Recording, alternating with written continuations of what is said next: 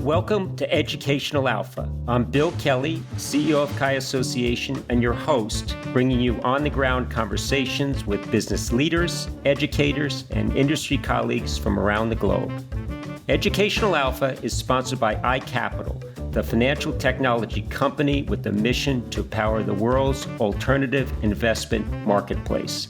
Part innovator, part educator, and part navigator of the alternatives industry, iCapital offers intuitive, scalable digital solutions that have transformed how private market and hedge fund investments are bought and sold.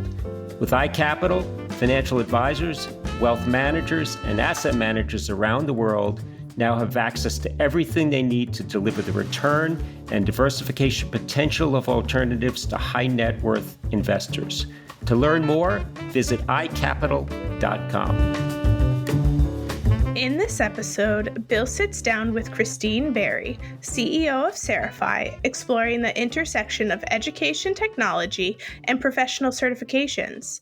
The episode delves into CeriFi's innovative approach to consolidating educational resources for financial professionals, including preparation for high-stakes certifications like CFP and CFA. Christine discusses the impact of generative AI on learning platforms, the importance of embracing technology in education, and the critical role of ethics in an AI-driven world. Listen in. Welcome to Educational Alpha. Thank you. So I'm really looking forward to this conversation. I met the folks at Leeds over the years, and they're in the educational space, so there's a bit of a nexus.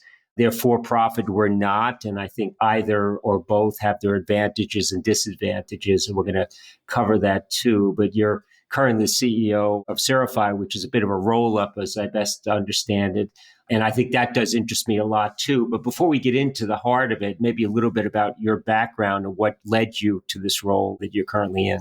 Yeah, absolutely, and thank you very much, Bill, for having me today. So I've been the CEO of CeriFi since May of 2023, so I'm just coming up on a year. And I joined the company in part because of my keen interest in education technology. I come from a tech background. I've worked for large companies that have tech at the center of what they do, whether it's from a customer experience perspective, or I worked for a company that did website design and all that. And so I felt very comfortable in the tech space, and I love education. I love that sector. So it felt like a very natural next step. I'm based in Greater Boston, and it's been really terrific. So we're a fully remote organization. So I'm able to be here at home, so to speak, but I do a fair amount of travel and just got back as an example from Atlanta, Georgia last night. A great city. 2 of my 5 kids are down there. So I have a soft spot for Atlanta. So I did see in your background somewhere the 2 words digital transformation, and you just alluded to that as well. And maybe as we think about CeriFi, and there's a lot of interesting links to what Kaya does as well. And you may not know us as well, but I'm happy to weave some of that in terms of why I make that observation. But as I think about digital transformation in your past, what is the digital underpinnings of CeriFi? Or is it moving toward a digital platform? Maybe it's already there and I don't really know that. Yeah, I'd say we're already there, but I mean, with the advancements that are happening, like at a breathtaking speed with generative AI and other innovations, there's always so much more that we want to do. But fundamentally, obviously in the last 4 years since the pandemic, there's been a huge push for digital learning and e-learning and all that. And we were there before that transpired, obviously. And so our platforms are pretty much all digital. Our engagement with the student is very much, and we're constantly trying to improve this, trying to read what the student needs, trying to create environments where a lot of the work that we do is with certification and professional learning. And so we're really very focused on student success and ensuring that as they tackle these different certifications, whether it's CFP, CFA, et cetera, that they're able to pass at the best possible graduation rates. And when you say student too, the platform, is it B2C, B2B, B2C2B? How would you describe your ultimate customer? Yeah, and that was actually one of the things that attracted me to the company, and I'll explain why. So it's largely B2B. However, the B2B element, so we have contracts with some of the most prestigious financial services companies in the world, and their employees will use our platform for their own certification. So the overarching construct is B2B. However, we are also B2U. We work directly with universities. We're also B2B2C, like you said. And I also feel like we're a little bit of SMB because we largely deal with financial services professionals and legal and tax professionals. And a lot of those businesses, as I'm sure you're very much aware, are from the 5 to 50 size employers, so somewhat SMB. And so we also work in that sector. And I found that very appealing because my background, I've spent 20 plus years working in B2B, largely with the Fortune 500, but I also started working with SMBs. And I really, really enjoyed that intersection of learning how to serve both the scale commercial client and also more the entrepreneur. So it's an interesting space, and maybe I'll draw some parallels to Kaya because we're still a relatively young organization. And I say that in that we're 21 years old, but if I compare it to the CFA as a credentialing body, they started probably a good 50 years before we did. I think they started in the early 1960s. The CFP was a little bit after that. FRM came in there somewhere in between. But then if you look at the 40 Act mutual fund space, which maybe is the beginnings of asset management in collective vehicles like a mutual fund, that turned 100 years old this year. Right. So we are trying to retroactively professionalize a very, very complex industry. And people are coming and they need a little bit of a lot of things. And when I joined Kaya, I came from the asset management industry. Now I'm a Kaya charter holder, I'm a CPA, and I'm a level 2 CFA candidate. So I'm a big believer in eating our own cooking. But I think when people now are coming to this space, that they've got to put themselves in the shoes of the consumer or ultimately the investor who has a lot of different choices to make. And I think if any one of us as individuals are going to be trying to be experts on risk management or financial planning or be a very good analyst through the CFA program, understand through Kaya's lens, have we missed something? And I talked to a lot of students. I just got back from a very big conference in Los Angeles this week, and there were a lot of young students there that we try to promote early professionalism. And they're coming up to me and saying, well, what should I do? Should I take Kaya? Should I take the CFA? Should I do this, that? And I say, well, it's really an individual journey. And I think you got to recognize that once you start, which you must start, you're never going to stop. And I look at the pace of change from when I started in this industry over 40 years ago, what it was then versus now was very gradual and incremental. And now it's very, very rapid. And we still always need to be adding something more. And what I do find very appealing, getting back to what CeriFi is doing, is that you're trying to populate an LMS with a lot of different things. So if I come to your store window, I kind of know what I'm looking for and it's all there. And I can come back again and get something else. And if I look at, again, and I'll formulate this into a question, Christine, trust me, but if I look at it through the Kaya lens, we traditionally had looked at prep provider as a different thing. We're not in the prep business. We're in the business of delivering an education. And if you need to go, or a credential, if you need to go to prep provider, you should go someplace else. But we are very complementary because we're appealing to the same candidate and there should be a bit of a completion. And in some cases, I think that if somebody comes to the CeriFi window, depending on how serious of a learner they are, they may be able to find everything they want and need on CeriFi, and they may never need to go to CFP, Kaya, or CFA because they're trying to create their own journey there too. So it seems like you've got mostly some test prep around CFP as an example, but also I think there are some credentials or certification programs on the platform as well. Absolutely. CeriFi came to be in 2017, but it's important to peel it back one layer because the companies that we acquired from 2017 on forward, we started with Dalton Education, which is one of the most well-regarded CFP test prep in the world. So starting there and then building from Dalton on through, our most recent acquisition was from Thomson Reuters. It was 2 properties, one West Legal Ed, and the other one is Checkpoint Learning. West Legal Ed is exactly as it sounds, legal, CE, and Checkpoint is tax. And in between, there were probably almost a dozen acquisitions in between then. So why the company hired me and my focus as I picked up the reins in 2023 is we are in the journey of putting all of those various brands onto one system. And I'm always mindful, I'm a technologist, so I'm always careful because there's no such thing as one system, but really creating a consolidated infrastructure view and enterprise and LMS so that, again, the customer, it's just seamless for them to be able to navigate. I need CFP, I need CFA, I need certifications in financial risk management, just being there. I don't want to say for everything. I mean, I'd love to think that we're there, but I would reasonably say as we move into the mid part of 2024, we're probably able to solve for 90% of what the typical financial professional would need.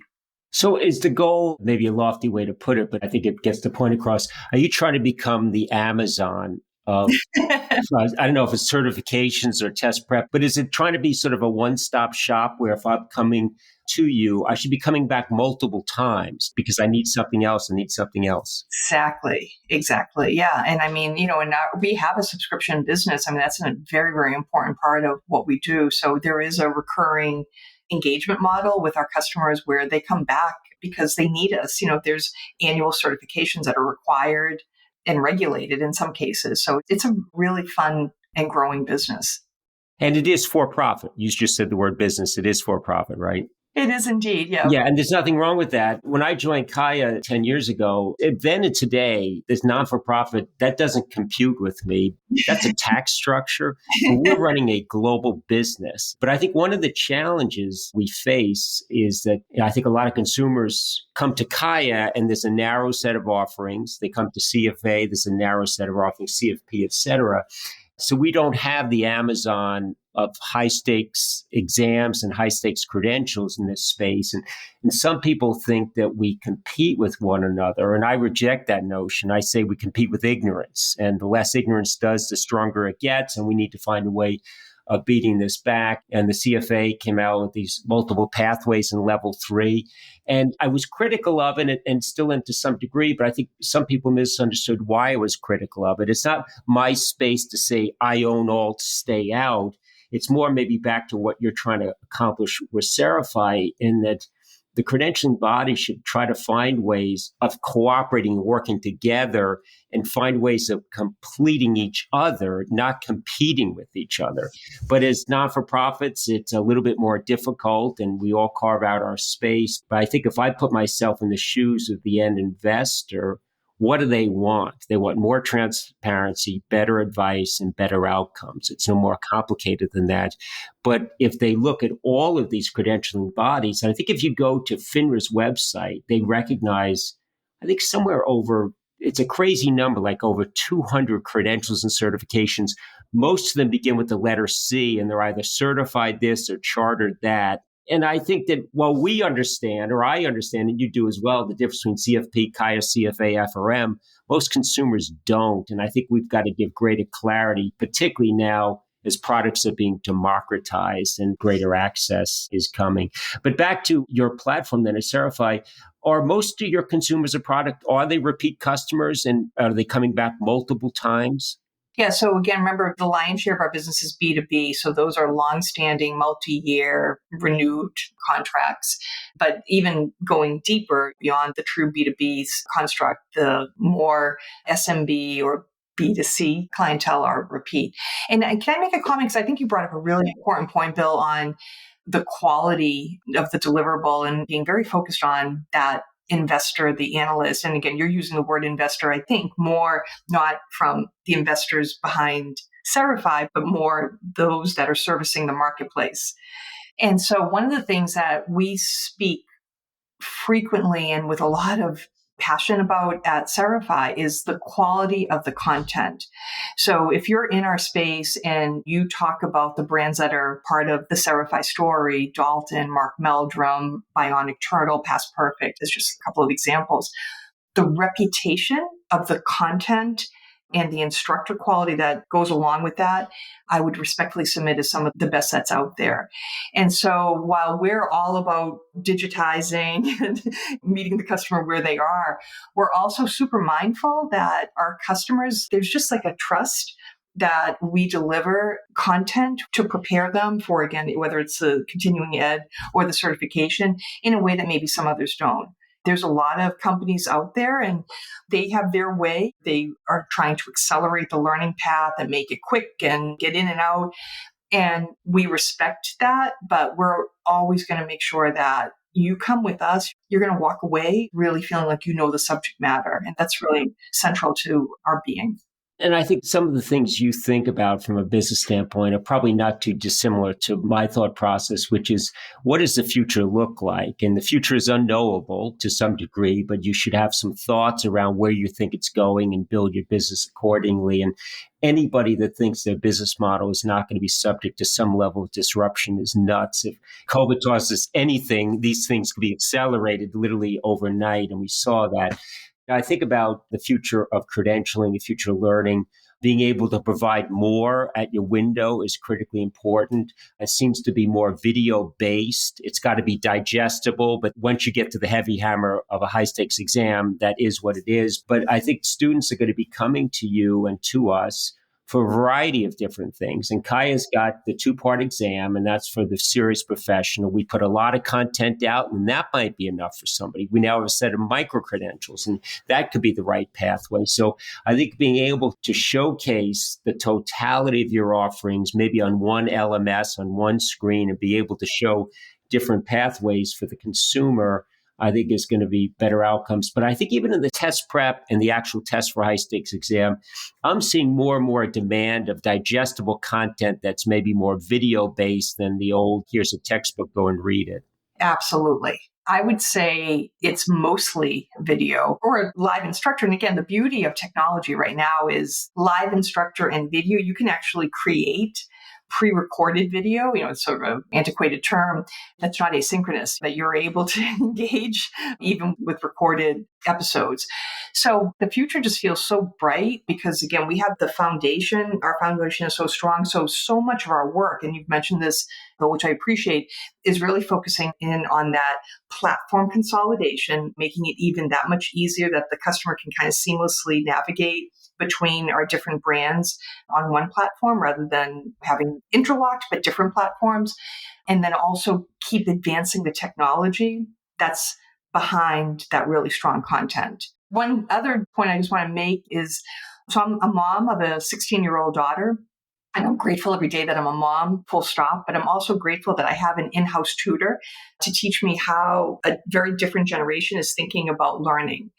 And we're really mindful at CeriFi about matching the consumer and business where they are. Because if you think of who we're servicing, it ranges from college students all the way through 30, 40-year professionals who have been doing this as their livelihood forever. And so we're also really good at finding a way to meet the customer where they are from their own technology capabilities and interests. I wonder about the push and the pull, and maybe CFP would be a good example because you do a lot of prep in that space. So if I take that model again through the Kaya lens, and we have prep providers ourselves, we update the curriculum on a semi-regular basis, and we're not turning it over 100%. But when we update it, it means the prep provider has to change some things too, and they'll often, maybe rightfully so, whine that they're finding out about it too late, and they've got to get this next pool ready. But the system generally works, and off they go. But it's interesting that the prep providers have an interesting window into the marketplace. And we're taking our inputs around changing the curriculum from some of the big asset owners around the world. So we may get the content right, but have we gotten the delivery side of it right as well? So it almost seems like in a perfect world, the back and forth flows between the prep provider and what they hear from the consumer versus the content provider for the high stakes curriculum. I was talking to the allocators, there should be a back and forth, but it seems like the straw that's stirring the drink is the big credential, and then the prep providers have to catch up. Are you seeing that? Maybe you're seeing it differently, but if it's kind of like that, do you see a world where maybe it's got to be a much more cooperative set of circumstances, because what that consumer ultimately wants and needs is changing too, and you might have greater insight into that? Yeah, I think we have a decent advantage. And you mentioned this with the B2B, B2B2C, SMB relationship that we talked about earlier. So we're communicating directly with the end customer, the provider, right? The one that is going to be engaging with their own customers to perform CFP related services, and then all the way back up to the major Fortune 100 banking financial services institution who is our end client. And we do work closely also with the governing bodies and the universities. So I think we almost have like a four-way view, if I could call it that, where we're touching the universities, we're touching the governing bodies, we're working with at least Fortune 500, and in some cases Fortune 100 financial services, and then also working very directly with the student, as we call it, the learner who's going to be providing it. So I do feel like there's reasonable balance, and I respect your point about making sure that the governing body is in tune to what that end student learner ultimately needs to do their job with the customer.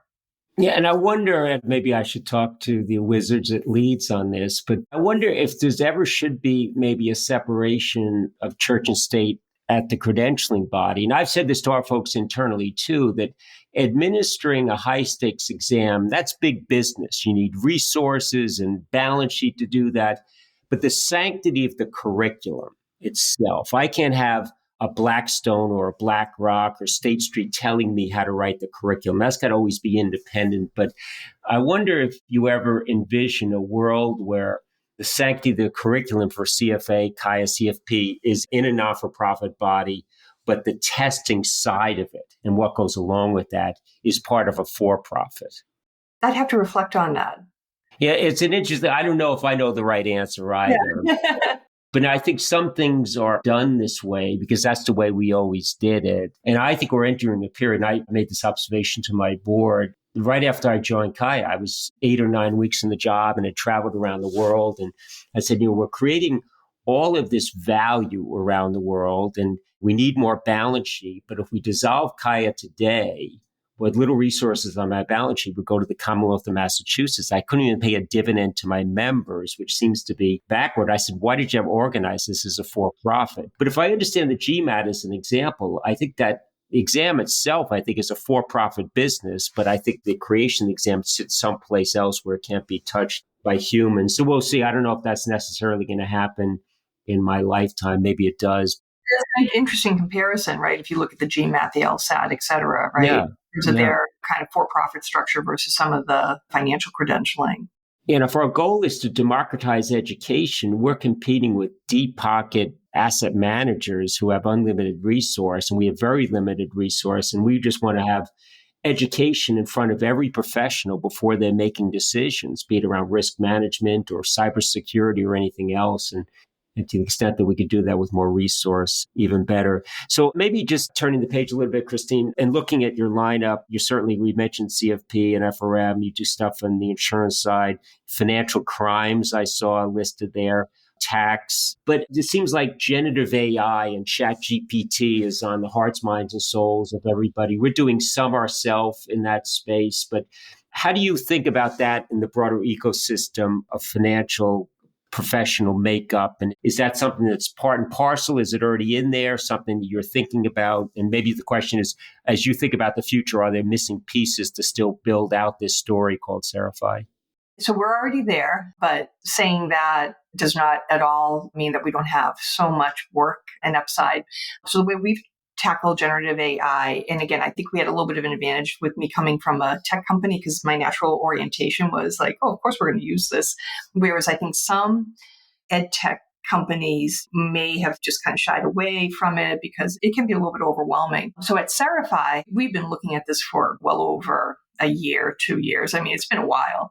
But our orientation initially was, how do we introduce generative AI to make our own company better behind the scenes, right? So not exposing it necessarily to the customer, but rather thinking about the productivity gains that can be had across every department that's in a for-profit or nonprofit organization, from finance to HR to legal to content development, technology, coding, et cetera.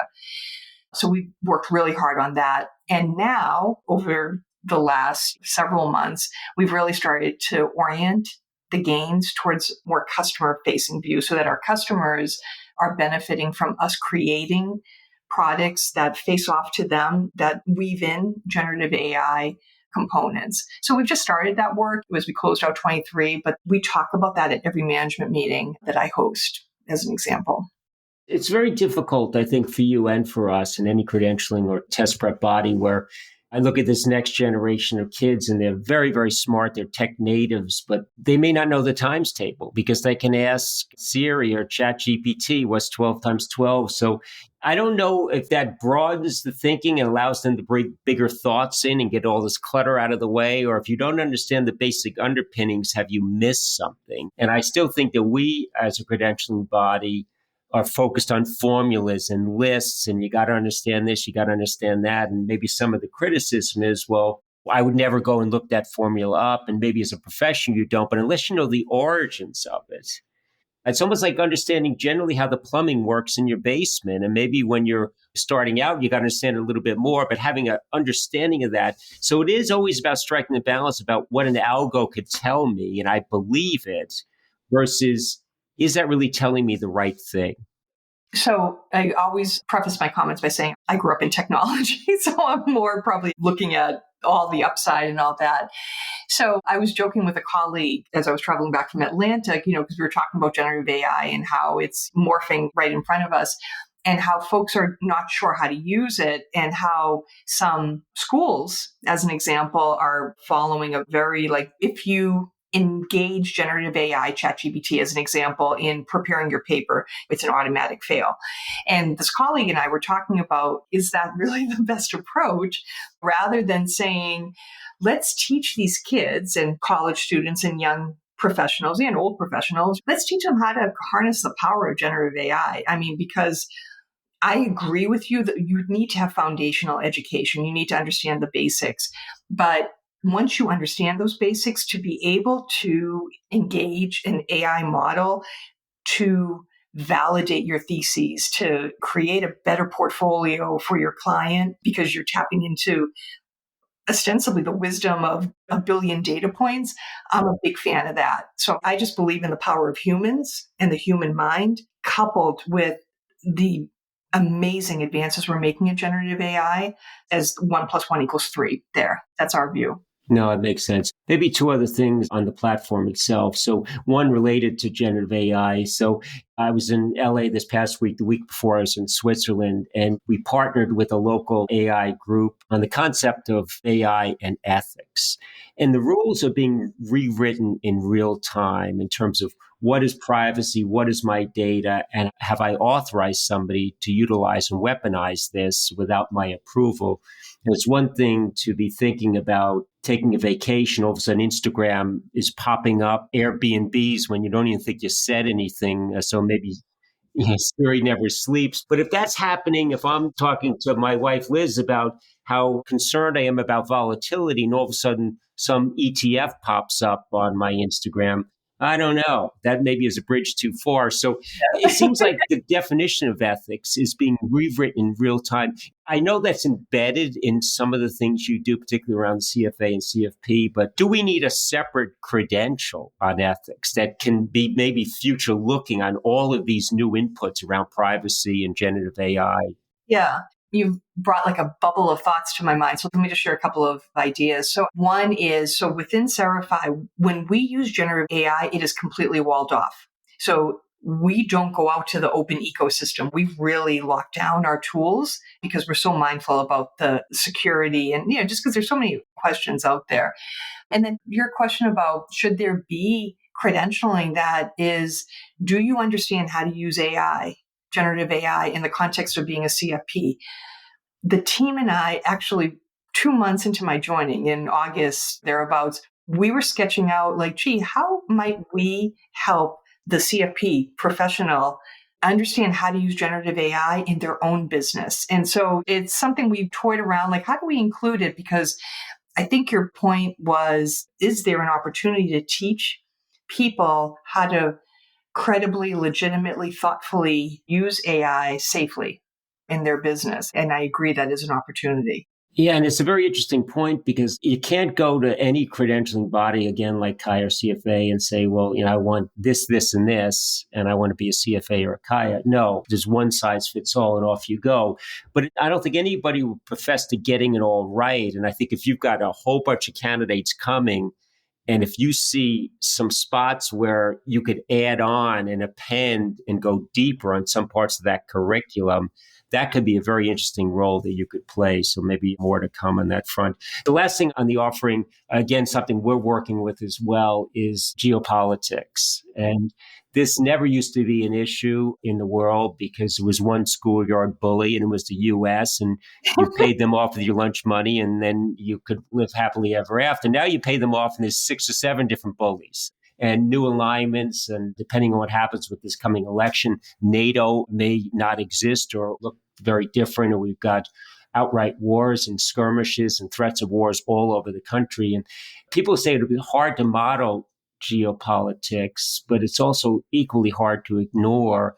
And as we think about moving toward a more sustainable world, most of the minerals we need are sitting in emerging market countries that are part of these skirmishes to some degree as well. So I don't know if the solution for geopolitics is, again, it's in everybody's curriculum, or is there a separate certificate-based program to try to map out exactly what this means? I think we probably need something like this. The problem is it probably needs to change every week because that's how quickly things are moving in this front. But is there geopolitics other than in some of these credentialing bodies? Do you think about that as a separate certificate or learning program? It's a terrific thought starter. I'll use our financial crimes product, ACFCS, as an example. We really think about that globally from a global perspective. Some of the more classic products like CFP, the Dalton Education, I don't see geopolitical risks cropping up as visibly as maybe in some of our other products. But that doesn't take it all away from how intriguing I think it could be as, whether it's a standalone credential or built into existing materials. Well, we're early days bringing into our curriculum, so maybe a side note, and maybe we can compare notes as that evolves and see where it goes. Absolutely. I'd love to. So, Christine, in the remaining moments, you and I talked a little bit before we turned the microphone on, and you stated the obvious that this is Women's History Month in March. This will air sometime after March 31, but you mentioned your daughter, and she's going to be coming up into this industry through a very different time period than you. I don't know if it'll be better or worse, hopefully better, maybe a lot better, but we still see the underrepresentation of women and minorities in this industry, and it's shockingly low. We've made some progress, but again, Kaya, CFA, CFP is probably not much more than 20% representation. And then if you get up into the C-suite, even less so. I think we've done a better job at the board level, but still some work to be done there. But you've been a very successful entrepreneur, CEO, several times over. You've been able to get funding as a venture capitalist running portfolio companies, which is very, very difficult to do as well. So I'd love to get some of your thoughts about maybe the impediments, which are maybe obvious and we have to get them fixed, but maybe some of the successes because you've been able to overcome some of this. And I'm sure you've shared some of those lessons with your daughter as well. And this is so timely, Bill, because just yesterday we hosted our leadership series and we kicked it off with Women's History Month. And there was a panel of our more senior women talking about their journeys and all that. So it's very topical and front of mind for me. So I've been in the workforce for 25, 30 plus years. And so I've seen a lot of change. And for me, as I think about my own career and what worked and what lessons I've taken away, and I shared this on yesterday's call, I got one of the best pieces of advice that I've ever received, and it changed and transformed my career. I grew up in operations, and I took a lot of pride in really understanding I could run scale operations of a couple of thousand people and all that. And then somebody told me, you need to go into sales, which terrified and horrified me because I had never sold anything ever. But the CEO of my company at the time said, we think you have a lot of potential, but we know you aspire to become a CEO someday. You've been very clear about that. You will never become a CEO if you don't demonstrate your ability to grow business and work with clients. And by extension, you'll be able to secure funding because part of that is really business development and sales. And so if I point to one thing, like if I would say to younger women and men, it's really important to have those business development skills. So that's one. And then second, and I lucked in because I just had a natural interest in technology. And so I always have worked with technology-oriented companies. That would be my second piece of advice. So the reason I've been able, I think, to move ahead in areas that have been maybe a little elusive for others is I started years ago and I started working in the tech sector and just got comfortable working with engineering and product and all that. And so I think that's also helped. Two very good thoughts. And obviously I'm biased certainly on both, but even more so on the technology and the operational background, because you have to understand how the machinery works. And that's a very important skill set. And then I think you made the point quite well. Working with clients is great, but somebody else brought those clients in. Being able to understand what's on the minds of the prospect and how you can work on business development, get new clients in. If you can marry up that skill, and you don't have to be great at it, but at least being able to put yourself in the shoes of what the prospective client wants and thinks. And they want transparency and honesty. They don't want the glitz necessarily. And I think if you can put the two of those together, I think you've got an awesome combination with some credential thrown in. Right, of course. Something I wish I had known when I was younger. So the concept of private equity and what it meant and whether it was serving as one of their portfolio companies or being in private equity always felt strange and scary and elusive and all that. And now that I've worked in some fashion with private equity for several years, I wish I had moved into private equity-backed companies sooner because I really celebrate the model of what good leads. I work for Lead. They are a great private equity firm. What good private equity can do in terms of unlocking value, creating jobs, and creating technology advancements. Because as you said earlier, Bill, their investment thesis is one of investment. They spend money on their portfolio companies and they hold you accountable for making the company grow and returns. But that would be the final thing if I was giving advice to younger women and men to make sure that they really got their arms around what private equity could mean, because it's a very enticing sector that I wish I had explored earlier. Yeah, and I think you maybe put a bold underscore on that. I think this is the case, but you can correct me. It seems like you got to know leads through the portfolio company side, not necessarily working with them as an analyst. And everybody seems to want to work for the private equity shop, and that's where the glitz is. But if you can understand how to grow and build and run a business, that skill set is not only a great life skill, but that's exceedingly valuable to the private equity shop, because now you're working with a partner that understands how portfolio companies work. They know the mindset of an entrepreneur, which is something, if you can learn that lesson early, it's critical. Yeah, you said it beautifully. That's exactly how I think about it. And then maybe that's a great way to conclude, because we met through Leads, and I have a lot of respect for the model they do, and who doesn't love somebody that invests in education. So I do check in with them on a semi-regular basis with the team there, because I just learn a lot from them, and they're on the forefront, and they've got a bigger balance sheet than I do, and they've been very free to share some of their insights with me, and they put us together too. And they certainly chose well by putting you in charge of CeriFi. And I think this is an evolving story, and it's going to be very interesting to see where it goes. And I think there's more that we can perhaps do together. So I very much enjoyed the conversation. Likewise, I know our paths will continue to cross. Absolutely. Thanks, Christine. Thank you, Bill. Thank you for listening to Educational Alpha. I'm your host, Bill Kelly. Learn more about the CHI Association and subscribe to the show at CHIA.org. That's CAIA.org. See you next time.